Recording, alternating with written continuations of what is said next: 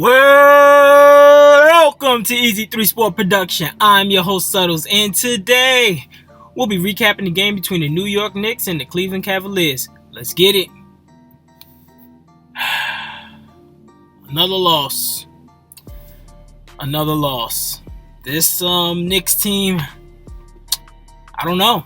I just truly don't know what's going on with them. They are on a 5-game losing streak, and it hurts. It hurts, especially against the Cleveland Cavaliers, because they were injured. They didn't have no point guard.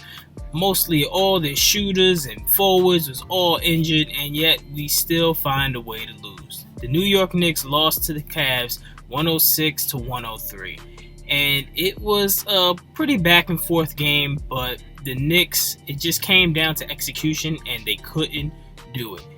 They couldn't stop Andre Drummond. Let's get that out the way first. He ended up having a 30-20 game. He was just a beast on the boards. It seems like nobody was boxing him out whatsoever.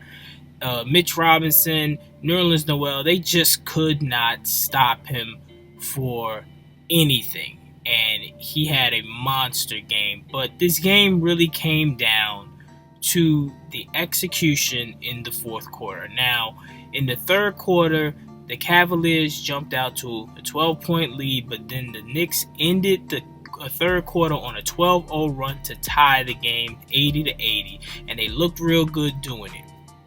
Last night, Julius Randle had 28 points, 6 assists, 6 rebounds. He did his thing. Barrett, he had 20 points, 4 rebounds, 3 assists, and 2 costly turnovers that we're going to talk about a little bit later. Quickley, he needs to be the starting guard. Point blank period, because whenever he comes in, he makes things happen. He had 23 points last night in only 28 minutes. He is extremely efficient. We need to get Peyton out of the lineup and make sure Quickley is our starting point guard, because every single time he came into the game, things happened. We got onto a run. When we were down by 12, they inserted Quickley, and he was able to get this team, give them the energy, and that's how we went on that 12-0 run. But let's go to the fourth quarter, because this is where the Knicks lost the game. It was a bunch of boneheaded moves. It was a bunch of non-execution turnovers, and it really started when the shot clock was going down, and Barrett, he put up a very awkward far two-pointer, and he made it. So it looked good. He had his confidence. After that shot, we go down, we play defense, we're good. Now we're coming back down on the other end. Barrett has the ball again. He tries to put it between his legs, and Andre Drummond actually kicked the ball. So it should have been kickball, but no, they don't call that for the Knicks. The Cavs get the ball. Damian Dotson, he gets the ball, and then Julius Randle fouls him. And of course, it's a clear path foul. So they get 2 shots and the ball. They were up by 1, and Damian Dotson puts in the 2 shots. They're up by 3. Now the sequence is, we're down by 3. Can we make things happen? So another sequence came up. Reggie Bullock, he steals the ball. He steals the inbound pass. He takes it down to our end of the court, and he gets trapped. Now, in this situation, you do not do what Reggie Bullock did. So Reggie Bullock was down there, and the defender was down there. Barrett was running down there with him. RJ's man was down there with him. And Mitch Robinson was trotting down, and he was trying to make a play, but also with Andre Drummond following him. Now, I am a point guard.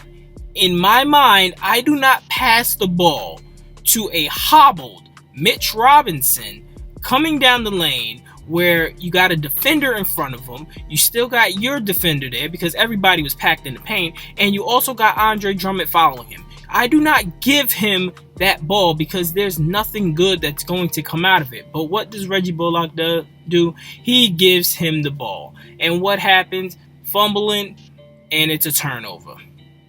These turnovers towards the end of the fourth really hindered and really killed the momentum and killed the game for the Knicks.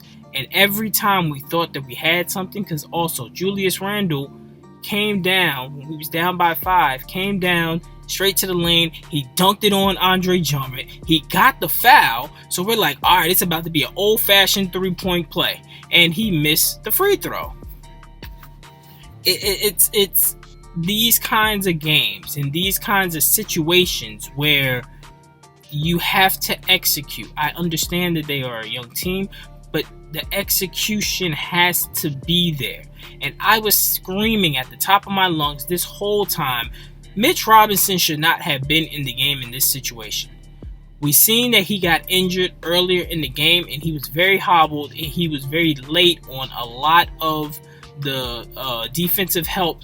He should not have been in there. Nerlens Noel should have been in that game towards the end of the fourth quarter, simply because Nerlens Noel was hot defensively. He wasn't doing anything offensively, but he was hot defensively. He ended up with 6 blocks, and he was a monster down there trying to contain Andre Drummond and protecting the paint. He should have been out there. Mitch Robinson had no business being out there towards the end of the game. We seen he was hobbled. We seen he was injured. He did not need to be out there because offensively, he wasn't going to give you too much anyway, and defensively, he was going to be late and he was injured and hindered.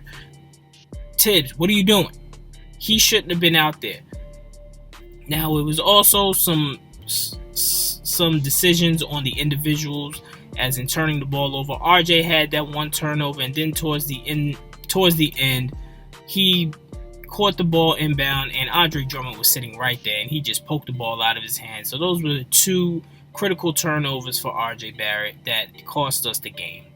Sunday, we'll be facing Boston, one of the best teams in the Eastern Conference.